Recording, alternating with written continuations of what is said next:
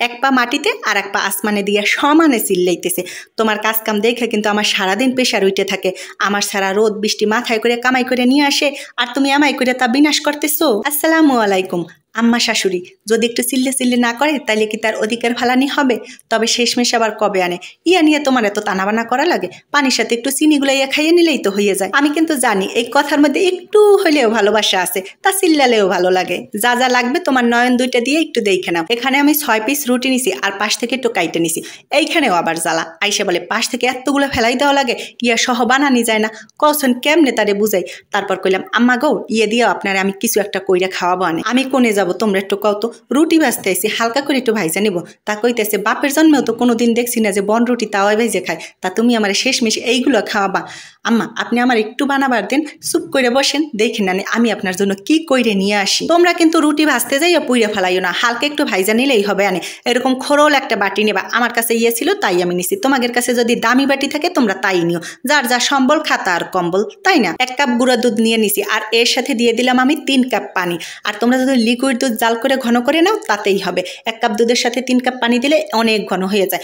আমি বাপু সিলিন্ডারের গ্যাস পোড়াইয়া দুধ ঘন করতে যাব না। একের পিঠে 1500 টাকা সিলিন্ডারের গ্যাস, তা পোড়াইয়ে যদি শেষ করি আমার সংসার কি বাঁচবে না? এখন আমার লাগবে ক্যারামেল। আমি চিনি পোড়াইয়ে ক্যারামেলটা বানাই নিছি। বাপু আমি বাইসে গেছি, এই সময় দেখে নাই। আর যদি দেখতো যে চিনি পোড়াইয়ে ক্যারামেল বানাইছি তাইলে কবেন শেষমেশ তুমি চিনিও পোড়াও। মিষ্টি তোমরা যতটা পছন্দ করো তা বুঝে দেবা। আম্মা শাশুড়ি যতটা খায় আমি সেইটা বুঝাই দিছি।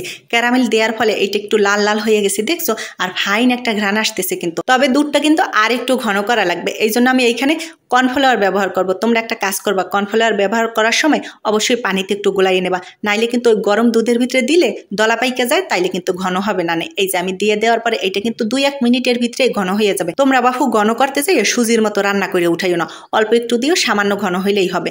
আমি এখানে কাজু বাদাম নিছি, কিশমিশ নিছি আর খেজুর নিছি। আমার হাতের কাছে যাই ছিল আমি তাই নিছি। তোমাদের কাছে যদি কাঠবাদাম দেশি বাদাম থাকে তোমরা যত খুশি তত নিয়ে নিবা, ইয়া যত বেশি দিবা ততই মজা লাগবে। আমি খেজুরগুলো আর টুকরো টুকরো করে কাইটে নিছি। আমি হাত দিয়েই পারছি, কারণ খেজুরগুলো একটু পানিতে ভিজিয়ে রাখছিলাম, তাই এরকম হাত দিয়ে দিছি, পরে ছিঁড়ে ছিঁড়ে চলে আসছে।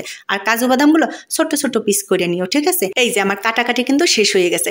এখন ওই যে দুধটা বানাই রাখছিলাম তার রুটির উপরে এমাই করে দিয়ে দিবে। এখন তুমি পরিবেশন করবা। আমি খেজুর তারপর কিশমিশ ওই যে বাদামগুলো দিয়ে পরিবেশন করতেছি। আর পরিবেশন করবা তোমার মনের মতো। আমি এমাই করে করছি, যদি ভালো লাগে এমাই করে করবা, নাইলে তুমি তোমার রুচি মতো করবা।